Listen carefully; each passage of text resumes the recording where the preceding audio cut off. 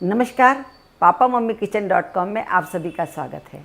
आज हम बनाने जा रहे हैं केरला का प्रसिद्ध व्हीट फ्लोर केक, जो दिखने में और सॉफ्टनेस में एकदम गुलाब जामुन की तरह होता है, पर खाने में टेस्ट इसका थोड़ा सा अलग होता है। क्योंकि गुलाब जामुन जब हम बनाते हैं तो खोया से बनाकर तैयार करते हैं और ये आटा से बनकर तैयार होता है, और इसकी सामग्री है सभी हमारे घर में आसानी से मिल जाती है और इसका टेस्ट खाने में बहुत ही स्वादिष्ट होता है। तो आइए बनाना शुरू करते हैं wheat flour cake. Wheat flour cake बनाने के लिए सबसे पहले मैं इसकी चाशनी बना कर तैयार कर लेती हूँ।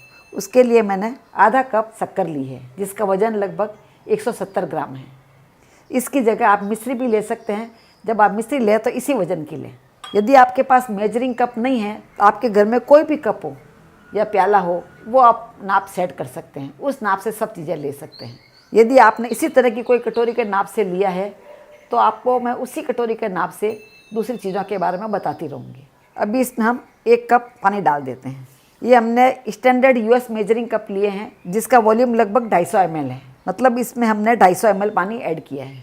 यदि आपने इस तरह की कटोरी ली होती तो आपको इस कटोरी के नाप से शक्कर लेंगे तो इसका डबल आपको पानी डालना पड़ेगा। बस मेजरमेंट एकदम से ईजी है, पर इस चीज़ को आपको ध्यान में रखना है, तभी आपके घर में एकदम परफेक्ट बन के तैयार होगा। अभी हम गैस को चालू कर देते हैं। अभी इसको हम लगातार चलाते रहेंगे और इसके उबाल का वेट करते हैं, क्योंकि शक्कर अभी पिघली नहीं है, इसलिए इसको चलाना ज़रूरी है, नहीं तो शक्कर नीचे चिपक जाती है। अभी इसमें हमारी शक्कर पूरी तरह से डिज़ोल्व हो गई है और चाशनी में उबाल आ गए हैं। अभी इसमें हम आधा छोटा चम्मच इलायची का पाउडर डाल देते हैं।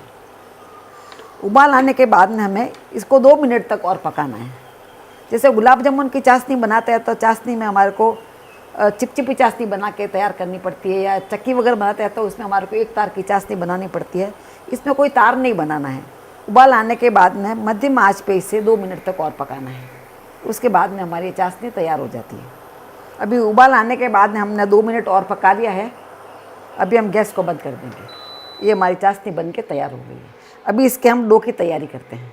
व्हीट फ्लोर केक का डो बनाने से पहले मैं आपको बता देती हूँ कि पारंपरिक तौर से ये गेहूं का आटे से ही बनाए जाते हैं, पर मेरे एक्सपीरियंस में ये है कि अब आधा गेहूं का आटा और आधा मैदा मिक्स करते हैं तो उसका ज़्यादा अच्छा फ्लफ़ी बन के तैयार होता है। इसलिए मैंने इक्वल क्वांटिटी में गेहूं का आटा और मैदा लिया है। तो यहाँ पर आधा कप गेहूँ का आटा है और आधा कप ही मैदा है। और गेहूँ के आटे का वज़न लगभग 80 ग्राम है और मैदे का वज़न लगभग 70 ग्राम है। यदि आपने कोई कटोरी सेट की है तो जिस कटोरी के नाप से आपने चीनी ली थी, उसी कटोरी के नाप से 1 कटोरी आप गेहूं का आटा लें और 1 कटोरी आप मैदा लें। आइए तो अब इसका हम डो बनाना शुरू करते हैं। डो बनाने के लिए सबसे पहले हमने 1/4 कप दही लिया है। आप खट्टा दही का यूज़ नहीं करें।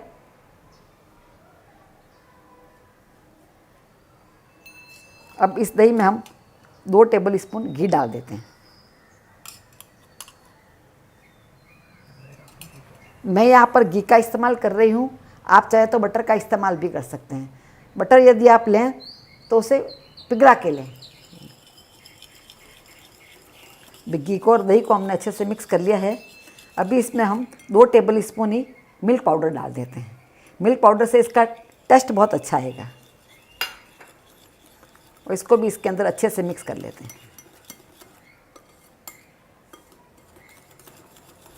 ये केरला की बहुत ही फेमस रेसिपी है। ये सभी अच्छे से मिक्स हो गए हैं। अभी जो आटा और मैदा हमने लिया है, इसको इसमें छान कर डालेंगे, क्योंकि आटे में या मैदे में कुछ तरह की इम्प्योरिटीज़ हो या कभी कोई दाना वगैरह रह गया हो तो वो निकल जाए। इसको हम अच्छे से छान के इसमें डाल देंगे। इससे आटा और मैदा एकदम से साफ़ हो जाते हैं।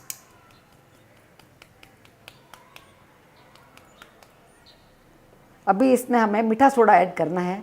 मीठा सोडा ऐड करने से पहले मैं आपको बता देती हूँ, मीठा सोडा सही नाप में डालना बहुत ज़रूरी होता है।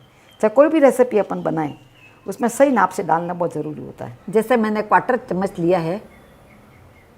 अभी मैं चाहूँ तो 1/4 चम्मच इतना भर के डाल सकती हूँ, तो ये 1/4 चम्मच नहीं है। इस तरह से आप भर करके कभी भी मिठाई में डालेंगे या कोई भी चीज़ बना रहे हैं आप उसमें डालेंगे तो आपको ज़रूर ज़्यादा तेल एब्जॉर्ब करेगा या घी एब्जॉर्ब करेगा, और वो फट जाएगा तेल के अंदर जाकर, वो अच्छा नहीं बनेगा। 1/4 चम्मच का मतलब होता है बराबर आप 1/4 लेकर के इसके ऊपर ऐसे अंगुली घुमा दें। बराबर अंगुली घुमा, जो इसके पीछे बच गया है वो क्वार्टर चम्मच है। यदि आपके पास इस तरह का मेजरिंग चम्मच नहीं हो तो मैं आपको बताती हूँ कि आपको किस तरह से मीठा सोडा लेना है। वैसे आप सोच रहे होंगे आज आंटी इतना ज़्यादा डिटेल में क्यों बता रही है, क्योंकि कोई भी रेसिपी जब बनाते हैं, जैसे गुलाब जामुन बनाएंगे, केक बनाएंगे, कोई भी चीज़ बनाएंगे अपन, तो उसके अंदर जो मीठा सोडा डालते हैं उसका नाप बहुत ज़रूरी होता है। आप परफेक्ट नाप के साथ बनाएंगे तो आपके घर में हमेशा चीज़ परफेक्ट बन के तैयार होगी, नहीं तो वो तेल में जा कर के फट जाती है। गुलाब जामुन बनाएंगे, आप परफेक्ट नाप से नहीं डालेंगे तो वो गुलाब जामुन तेल या घी में जा कर के फट जाते हैं। अभी यदि आपके पास में क्वार्टर चम्मच नहीं हो तो आप क्या करें, तो मेरा एक्सपीरियंस से मैं बताती हूँ, 1 क्वार्टर चम्मच के अंदर 4 पिंच मीठा सोडा आता है। कोई भी चीज़ लो 4 पिंच आती है। तो इस तरह से आप भर करके, आपके पास चम्मच नहीं है क्वार्टर चम्मच, तो इस तरह से आप भर करके आप ले सकते हैं। देखिए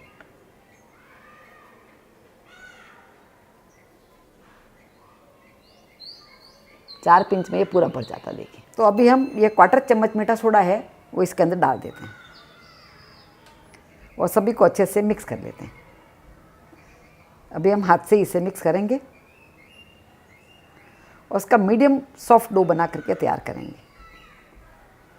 वैसे काफ़ी लोग इसके अंदर भी इलायची पाउडर मिक्स करते हैं, पर हमने इलायची पाउडर को चाशनी में मिक्स कर दिया है, इसलिए हम इसके अंदर नहीं डाल रहे हैं। अभी आटा हमारा अच्छे से लग गया है। अभी इसे हम 2 मिनट तक और गूंथ लेंगे।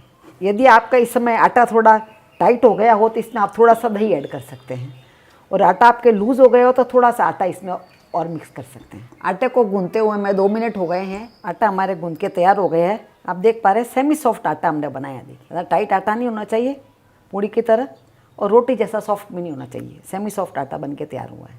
अभी इसको ढक्कन लगा के हम 10 मिनट के लिए रख देते हैं। अभी आटे को रखे हुए 10 मिनट हो गए हैं। इसे वापस चेक कर लेते हैं।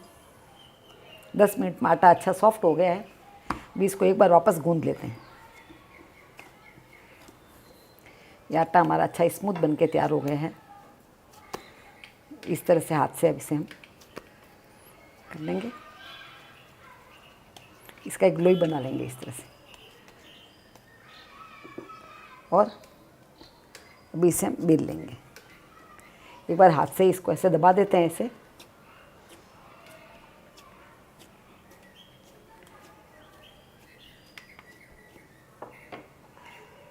और इसे बेलन से बेल देते हैं इस तरह से।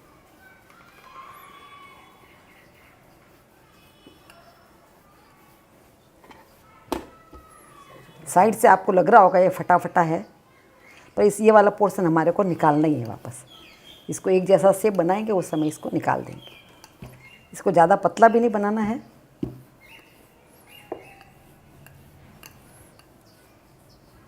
थोड़ा मोटा ही बना करके तैयार करना। देखिए इसको ज़्यादा पतला नहीं रखना है इसको। अभी हम एक बड़ा चाकू ले लेंगे और साइड से जो किनारी कटी हुई थी उसको हम निकाल देंगे इस तरह से। जैसे एकदम स्मूथ होता है तो दिखने में भी अच्छा लगता है। इसको हम फेंकेंगे नहीं, वापस इसको यूज़ करेंगे।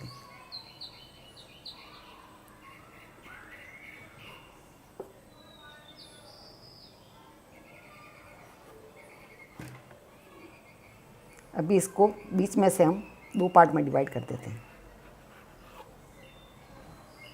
और लगभग 1 इंच जितना हम इसका छोटा छोटा पीस कर लेते हैं। इस तरह से बनाकर तैयार कर लेते हैं।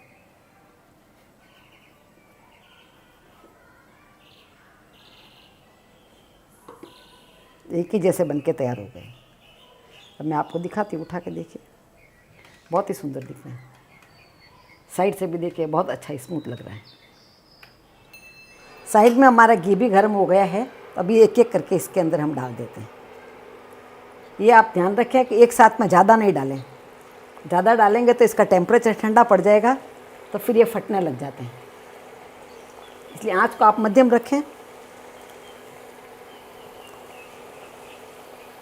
हम इतना ही डालेंगे इसके अंदर। हम ये घी में फ्राई कर रहे हैं, आप चाहे तो तेल में भी बना सकते हैं।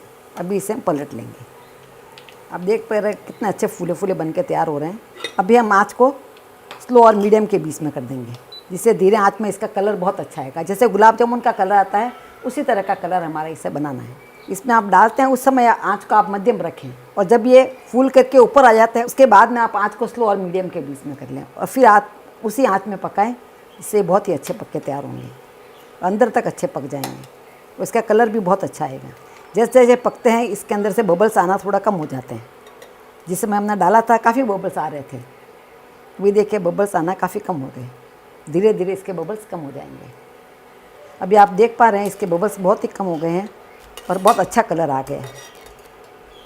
देखिए इस तरह गुलाब जामुन का जैसे कलर होता है उस तरह का कलर आ जाना चाहिए, तो ये परफेक्ट एकदम से बन के तैयार हो जाते हैं। देखिए बहुत ही सुंदर कलर आया इसका।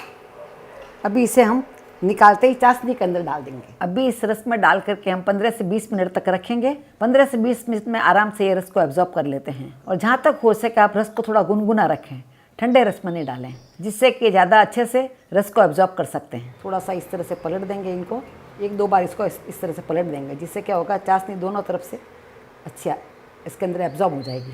फिर इसका टेस्ट बहुत ही अच्छा आएगा। इसी तरह से हम दूसरे फ्राई करके तैयार कर लेते हैं।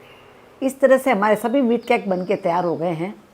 आप देख पा रहे हैं दिखने में कितने सुंदर लग रहे हैं, जैसे गुलाब जामुन होते हैं उसी तरह का इसका कलर आया है और काफ़ी सॉफ्ट बन के तैयार हुए हैं।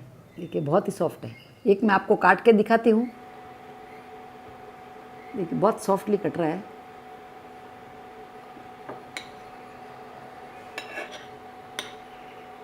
और इसके अंदर तक रस गया है। देखिए बहुत सॉफ्ट है। इसको जब रस में डालते हैं तो रस थोड़ा गर्म होना चाहिए। थोड़ा गर्म रस रखें उसमें डालें और 15-20 मिनट तो उसके अंदर रखें। धीरे धीरे ये रस को एब्जॉर्ब करेंगे। तो आपको हमारे व्हीट फ्लोर केक की रेसिपी कैसी लगी नीचे कमेंट बॉक्स में लिख के हमें ज़रूर बताएं। इसी तरह की अन्य रेसिपीज़ के लिए यूट्यूब पर पापा मम्मी किचन को ज़रूर सब्सक्राइब करें। मिलते हैं ऐसे ही दूसरे वीडियो में। तब तक के लिए goodbye and take care.